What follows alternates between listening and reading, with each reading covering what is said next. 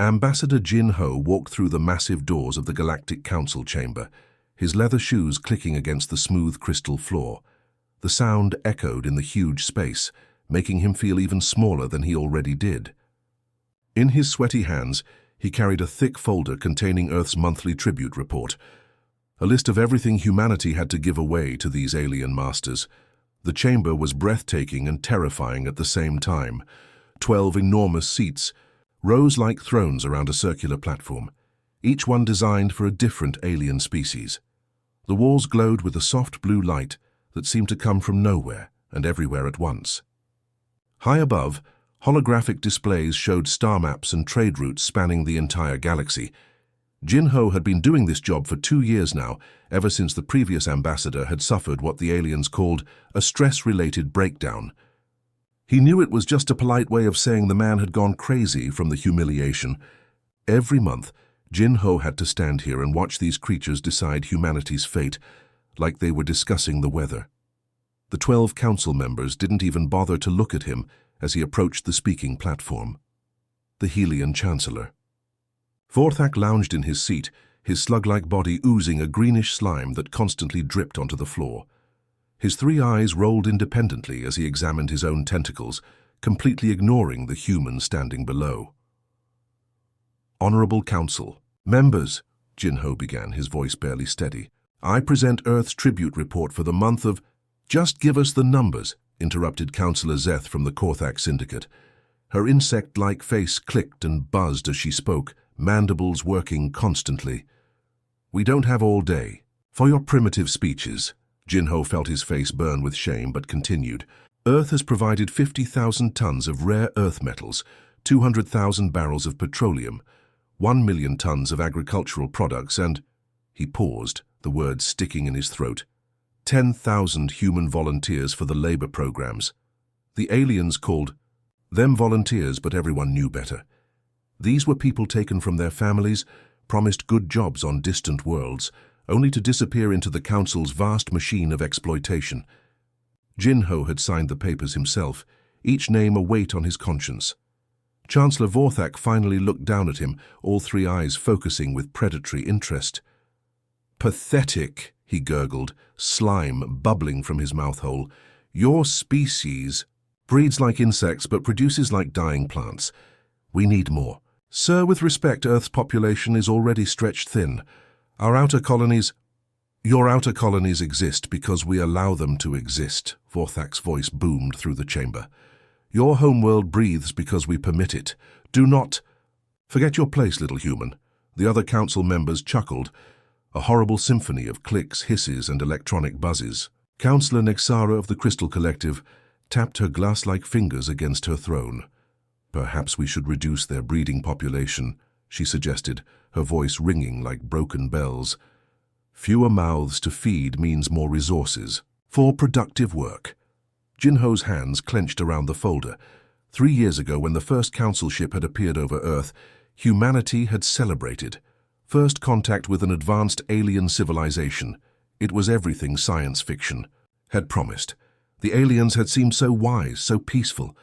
They offered to bring humanity into their galactic community, to share technology and knowledge.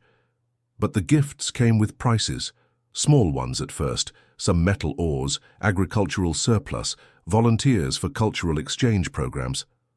Then the prices grew larger. Earth's government tried to negotiate, but the aliens made it clear. Pay the tribute or be classified as a hostile, primitive species and face extinction. Now humanity's outer colonies were ghost towns, their populations relocated. 2 council work camps. Earth itself was becoming a hollow shell, its resources flowing constantly to feed the appetites of 12 alien empires. And the worst part was how casually the aliens discussed it all, like farmers talking about livestock. Increase their tribute by 40%, Vorthak declared, not even bothering to consult the other council members. These primitives breed too quickly anyway. We need to thin their numbers before they become a real problem. Muffled laughter rippled through the chamber. Jin Ho stood frozen, watching these creatures casually sentence millions of his fellow humans to death. The word relocation would be used in the official reports, but everyone knew what it really meant. mass graves on distant worlds where no one would ever find them. As Jin-Ho turned to leave, his legs shaking, he caught fragments of their continuing conversation.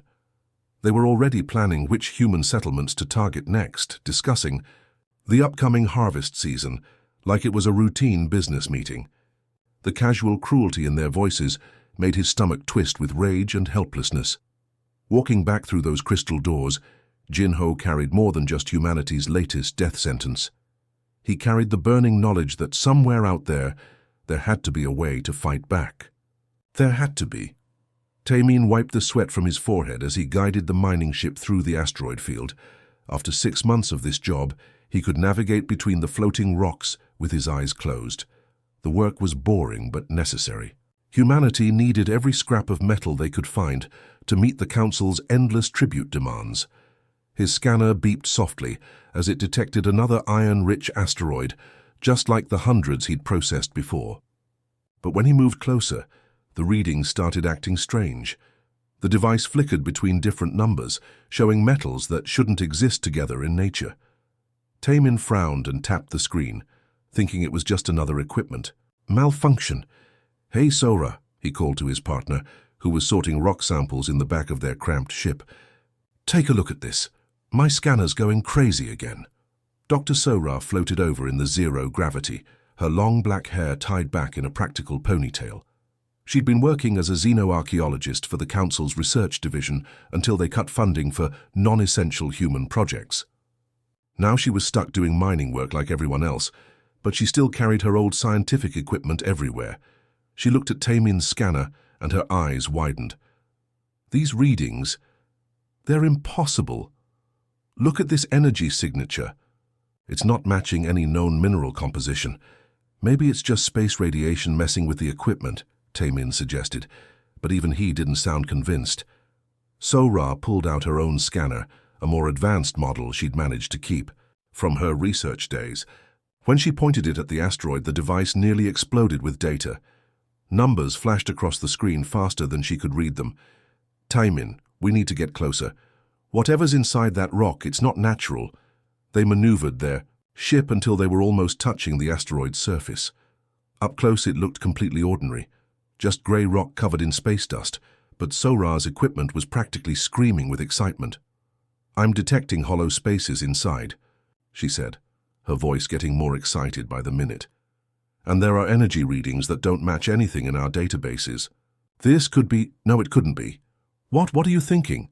Sora hesitated, then looked at him with wide eyes. "What if this isn't just an asteroid? What if something's hidden inside it?"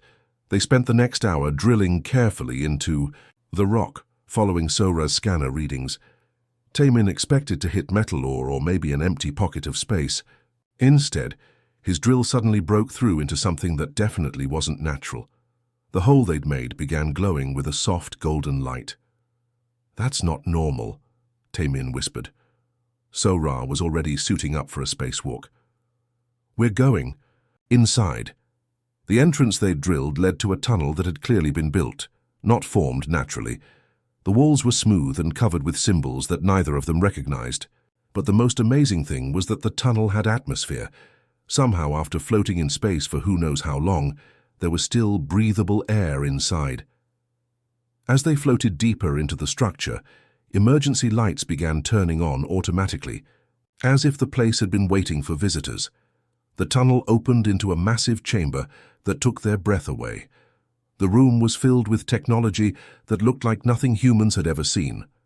Crystalline computers hummed quietly in the corners, their surfaces dancing with patterns of light. Strange devices lined the walls, their purpose unclear but their advanced design obvious. "Sora," Taemin whispered, "how old do you think this place is?" She was running her scanner over everything, tears streaming down her face inside her helmet. "The isotopic decay suggests millions of years, maybe tens of millions. This predates every known civilization in the galaxy." In the center of the chamber stood a massive database, its crystal structure pulsing with stored information. When Sora approached it, holographic displays suddenly filled the air around them. Star maps, species profiles, technological blueprints. It was like finding the galaxy's lost library. "Look at this," Sora said, her voice shaking with excitement. It has records of every species in the Council, not just basic information, detailed biological data, psychological profiles, historical records going back thousands of years. Taimin floated over to examine another section of the chamber and nearly crashed into the wall in shock. "Sora, you need to see this right now." She turned to find him staring at what could only be described as weapons, but unlike anything either of them had ever imagined. These devices didn't look like guns or missiles. They looked like works of art, all flowing curves and crystalline structures. But the power readings coming from them made Sora's equipment overload. "These aren't just weapons," she breathed. "According to these readings, they can manipulate space-time itself. They're reality shapers." That's when the alarms started screaming. Taimin's wrist communicator lit up with urgent warnings. Council surveillance drones had detected their unauthorized presence in the asteroid field. They had maybe minutes before the drones arrived and discovered what they'd found. "Download everything," Taimin shouted, already moving toward their ship. "We need to get this information back to Earth before I'm trying." Sora had connected her portable storage unit to the database and was frantically copying files. "There's so much data here, it's going to take too long." The proximity alarms on their ship began wailing. 3 Council drones were approaching fast, their weapons already charging. If the aliens found this place, humanity would lose its only hope of fighting back. Taimin made a decision that would save his species and cost his life. He began setting charges around the chamber, while Sora continued downloading. When the Council investigated the explosion, they would find nothing but destroyed mining equipment and dead humans, another tragic accident in the dangerous asteroid belt. As Sora's download finally completed, Taimin grabbed the storage device and shoved it into their ship's emergency transmission pod. His fingers flew over the controls, entering Earth's military command frequency and the coordinates of their location. The Council drones were almost on top of them now, their searchlights cutting through the darkness of space. Taimin typed his final message, 3 words that he hoped would change everything. The ancestors remembered.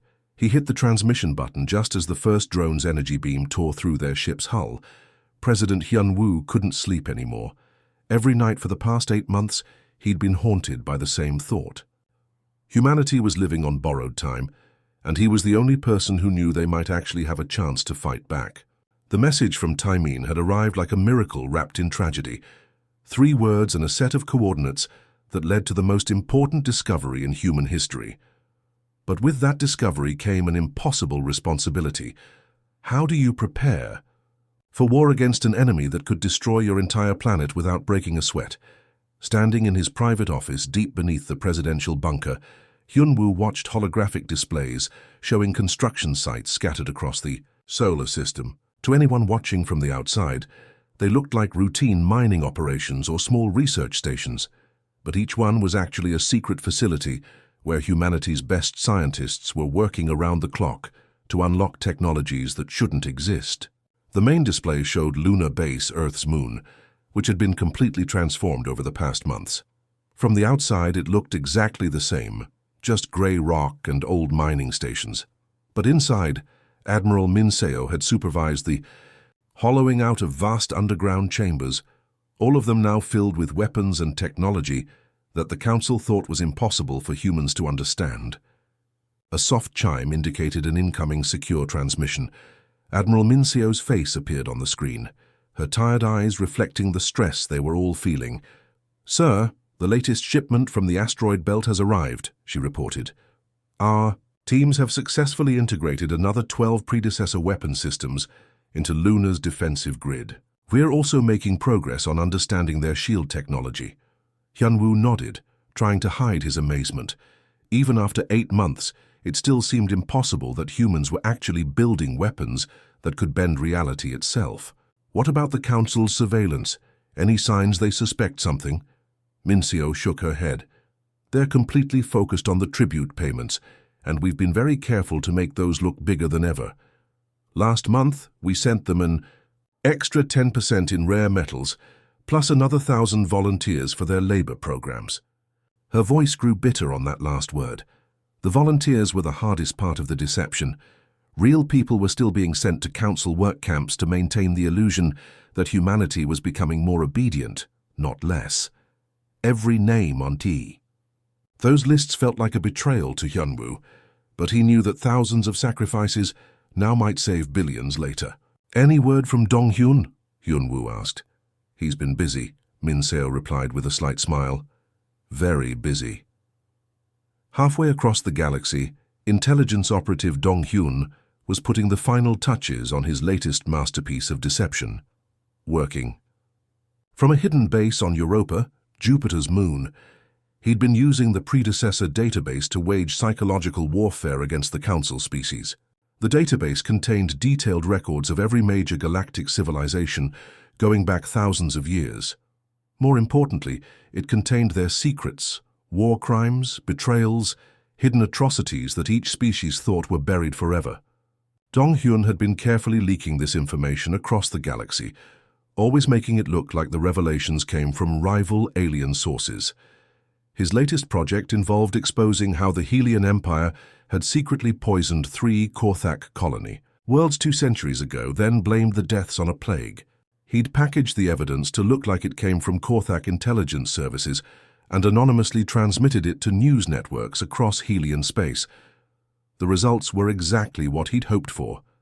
Within days, Helian and Korthak fleets were shooting at each other along their shared border. Both sides were too busy fighting to pay much attention to what the primitive humans were doing in their little corner of space. But Dong-hyun's work went deeper than just starting wars. He was systematically undermining the Council's unity by exposing how each species had been secretly working against the others for centuries. The Crystal Collective discovered that the Void Hunters had been sabotaging their trade routes. The Machine Syndicate learned that their supposedly loyal Helian allies had been stealing their technology for decades. Trust between Council members was breaking down completely, and they were starting to see enemies everywhere, except among the humans they considered too primitive to be a threat. Back on Earth, President Hyunwoo watched the galactic situation map with grim satisfaction. Red warning lights flickered across dozens of systems where former Council allies were now shooting at each other. Trade routes were disrupted, communication, networks were compromised, and the Council's monthly meetings had devolved into shouting matches, where different species accused each other of treachery. "Sir," came another voice from the communication system. It was Dr. Kang Jun, the chief scientist overseeing humanity's crash course in predecessor technology. "We've had a breakthrough with the reality manipulation devices. We think we understand how they work now." Hyunwoo felt his heart skip a beat. "Are you saying we can build our own?" "Better than that, sir. We can improve on the original designs. The predecessors were incredibly advanced, but they built their technology millions of years ago. We have the benefit of modern engineering and manufacturing techniques they never had access to." The implications were staggering. Not only could humanity defend itself, but they might actually be able to match the Council's military power. For the first time in 3 years, Hyunwoo allowed himself to feel something that had been almost forgotten: hope. But hope came with its own dangers. They were still months away from being ready, and the Council was growing increasingly unpredictable as their internal conflicts escalated. Intelligence reports suggested some Council members were pushing for more aggressive policies toward their subject species, including humans. "How much more time do you need?" Hyunwoo asked Dr. Kang Jun. 6 months for basic defensive capabilities, a year for full offensive potential."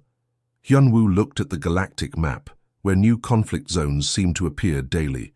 The Council members were tearing each other apart exactly as planned.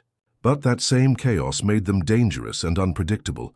"You have 4 months, he decided. "After that, we either fight or we die." As he closed the communication link, Hyunwoo turned back to the holographic displays, showing humanity's secret preparations. Hidden bases, advanced weapons, reality-bending technology. It all seemed like science fiction, but it was real. Humanity was preparing for the fight of its life. The Council thought humans were sheep, content to be harvested and exploited forever. They had no idea that the sheep had found the wolf's den and learned to howl. The morning started like any other on Earth, with people going to work and children heading to school. Nobody knew that 1,200 alien warships were approaching through hyperspace, carrying humanity's death sentence. President Hyunwoo sat in his underground command center, watching the final preparations for what everyone hoped would never come, the day the Council decided humanity had outlived its usefulness. The first sign of trouble came from the deep space monitoring stations. Bright flashes of light appeared at the edge of the solar system as massive ships dropped out of hyperspace. Not just a few ships, an entire armada that stretched across space like a metal plague, blotting out the stars behind it. Admiral Vorthak's flagship was the size of a small city, its hull bristling with weapons that could crack planets in half. Behind it came the combined fleets of all 12 Council species, Hellion dreadnoughts oozing their toxic slime, Korthak swarm ships buzzing with insectoid fury, crystal collective vessels that looked like floating geometric nightmares. On every inhabited world in the solar system, emergency broadcasts began playing. The message was simple and terrifying. All human settlements will be terminated. Useful specimens will be preserved for labor purposes. Resistance is futile. Admiral Vorthak's voice boomed across all communication frequencies, his words dripping with the casual cruelty that had defined humanity's relationship with the Council for 3 years. Humans of the Sol system, your species has been deemed inefficient and resource-intensive. Today marks your final harvest. Do not attempt to flee. Our ships surround your entire system. In cities across Earth, people stopped what they were doing and looked up at the sky. The alien fleet was so massive that it could be seen even during daylight, a dark shadow covering a quarter of the heavens. Parents held their children closer, knowing that the nightmare they'd all feared was finally here. But in the hidden command centers scattered across the solar system, a different kind of preparation was taking place. Admiral Minseo stood on lunar base, watching her tactical displays with cold determination. Around her, technicians made final adjustments to weapon systems that the Council didn't even know existed. "All stations report ready," came the voice of Commander Jae-hyun from the Jupiter defense grid. "Predecessor systems are online and awaiting your signal." Minseo nodded, though her hands were shaking slightly. They'd trained for this moment for months, but facing 1,200 enemy warships was still terrifying beyond imagination. "Remember, we only get one chance at surprise. Make it count." The Council fleet moved into bombardment formation with the arrogant confidence of predators approaching helpless prey. Vorthak's tactical officers were already selecting which cities to destroy first, treating the extermination of humanity like a routine military exercise. "Begin the final extraction," Vorthak commanded, his slug-like body pulsing with satisfaction. "Start with their population centers. We want the survivors to understand their helplessness before we collect them." The first Council ships powered up their planetary bombardment weapons, energy readings spiking as they prepared to turn Earth's major cities into smoking craters. Weapon systems that had destroyed countless worlds across the galaxy hummed to life, ready to add another species to their list of extinct civilizations. That's when Luna exploded into light. What the Council had thought was just a dead moon suddenly revealed itself as the most heavily armed fortress in the solar system. Weapons batteries that had been completely invisible to their sensors phased into reality. Ancient predecessor technology coming online after millions of years of waiting. The moon's surface cracked open like an egg, revealing massive energy cannons. That defied everything the Council thought they knew about physics. These weren't the primitive missiles and lasers they'd expected from humans. These were reality-warping weapons that could unmake matter at the quantum level. Throughout the solar system, more surprises revealed themselves. Asteroids that the Council had ignored suddenly unfolded into defensive platforms. Earth's pathetic little fleet of mining ships and transport vessels began moving with impossible coordination, their hulls crackling with energy signatures that matched the mythical predecessors. Admiral Vorthak stared at his tactical displays in growing horror as readings that shouldn't exist flooded his screens. "Impossible," he gurgled, slime dripping from his mouth holes. "Humans are primitives. They can't possibly have this technology." His tactical officer, a Korthak named Zethk, clicked frantically at her controls. "Sir, I'm detecting weapons signatures." that match predecessor archaeology records, but that's impossible. The predecessors vanished millions of years ago. "It's a trick," Vorthak snarled. "Some kind of holographic deception. Begin bombardment immediately."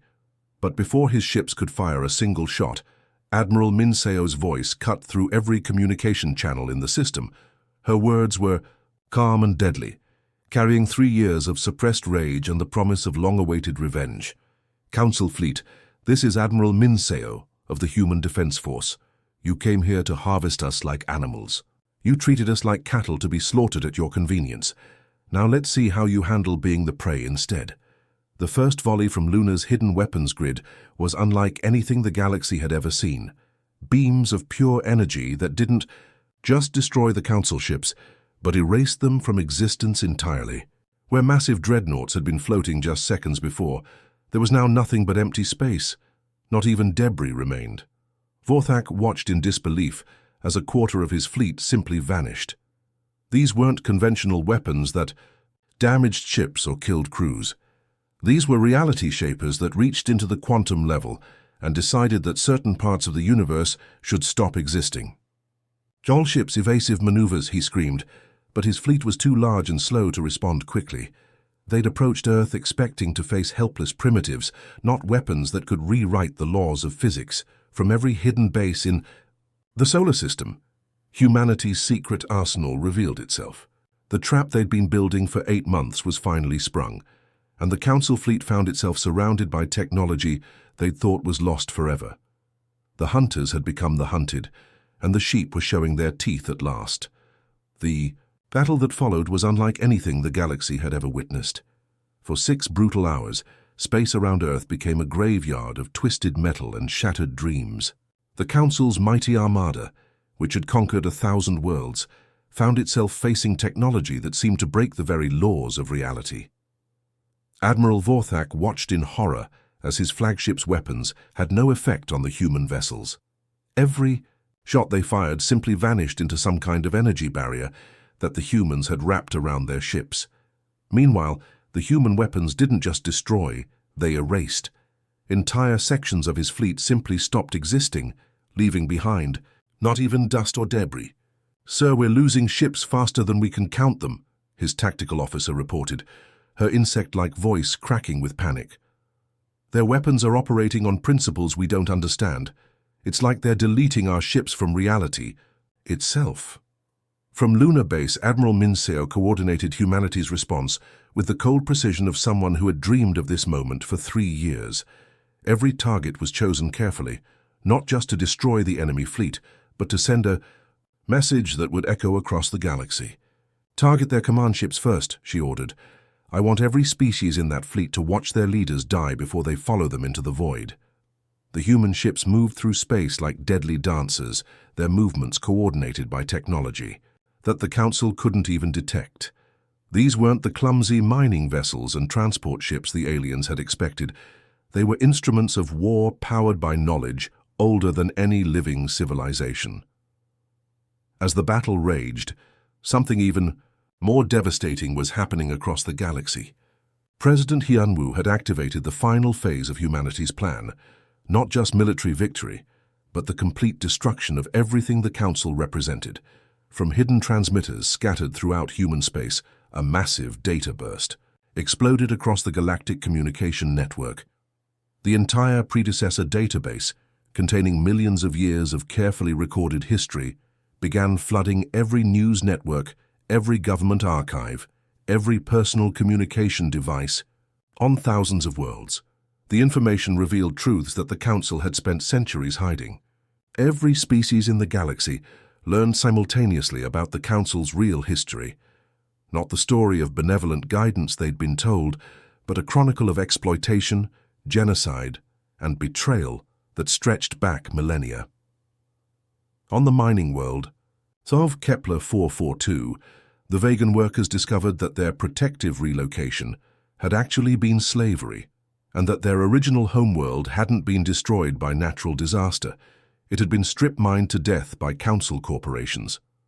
Within hours, they had seized control of the mining stations and begun broadcasting calls for revolution. In the Andromeda sector, The aquatic Cetian species learned that the Council had been deliberately poisoning their oceans for decades to keep their population manageable. The revelations sparked an immediate uprising that spread to every world in their territory. Across the galaxy, the same pattern repeated itself on world after world. Species that had served the Council for generations suddenly understood that they weren't junior partners in a galactic civilization. They were victims of the largest protection racket in history. The Council's communication networks collapsed under the weight of simultaneous rebellions. Trade routes that had operated for centuries were suddenly cut off as subject species seized control of their local systems. The carefully maintained order that had kept 12 alien empires in power for thousands of years crumbled in a matter of days. Back in Earth's solar system, the remnants of the once mighty Council fleet were trying desperately to escape. Of the 1,200 warships that had arrived to harvest humanity, fewer than 100 were still capable of flight. The rest had been reduced to expanding clouds of vapor or simply deleted from existence entirely. Admiral Vorthak's flagship limped toward the edge of the system, its hull cracked and bleeding atmosphere. His crew was in full panic, and several of his officers had already abandoned ship in escape pods. The slug-like admiral himself sat in his command chair, staring at the tactical display that showed the complete destruction of everything he'd believed in. "Sir, we need to leave immediately," his navigation officer pleaded. "The humans are preparing for another attack run." But Vorthak barely heard him. He was watching the communication feeds from across the galaxy, seeing his empire tear itself apart as subject species rose up against their oppressors. Everything the Council had built over millennia was collapsing, and it was all because they'd underestimated a species they'd considered primitive. The few Council ships that managed to escape carried with them news that would terrify the remaining alien leadership. Humanity wasn't just capable of defending itself. It possessed technology that made the Council's most advanced weapons look like stone knives. Within a week, the Galactic Council as a governing body ceased to exist. Some member species tried to maintain control over their territories, but the revelations from the predecessor database had poisoned their relationships with every subject race. Revolutions erupted everywhere, often led by species that had been considered the Council's most loyal servants. President Hyun-woo watched the chaos unfold from his command center on Earth, feeling a mixture of satisfaction and sadness. They'd won the war, but the cost had been enormous. Millions of beings across the galaxy were dying in the upheaval, even if most of them were finally dying free. 3 months after the battle, representatives from across the galaxy began arriving at Earth's new orbital station, but these weren't conquerors or tribute collectors. They were delegates from newly liberated worlds, seeking guidance and partnership. Ambassador Jin Ho stood in the same chamber where he'd once been humiliated, but now the roles were completely reversed. The surviving Council members knelt in chains before him, their arrogance replaced by the desperation of the defeated. But instead of gloating over their downfall, Jin Ho offered something that the galaxy hadn't seen in thousands of years. "The age of the Council is over," he announced to the assembled representatives of hundreds of worlds. "Today we begin something new. Not an empire built on fear and exploitation, but a commonwealth founded on partnership and mutual respect." Through the station's massive viewports, Earth's ships could be seen departing for distant stars. But these weren't warships carrying conquest. They were vessels of liberation, bringing predecessor technology and knowledge to species that had been held back for generations. Humanity had started this journey seeking revenge against their oppressors. Instead, they'd found something far more valuable, the chance to heal a galaxy that had been broken for far too long. The humans who had once been considered cosmic cattle were now becoming the shepherds of a new age among the stars. The galaxy would never be the same, and for the first time in millennia that was a good thing.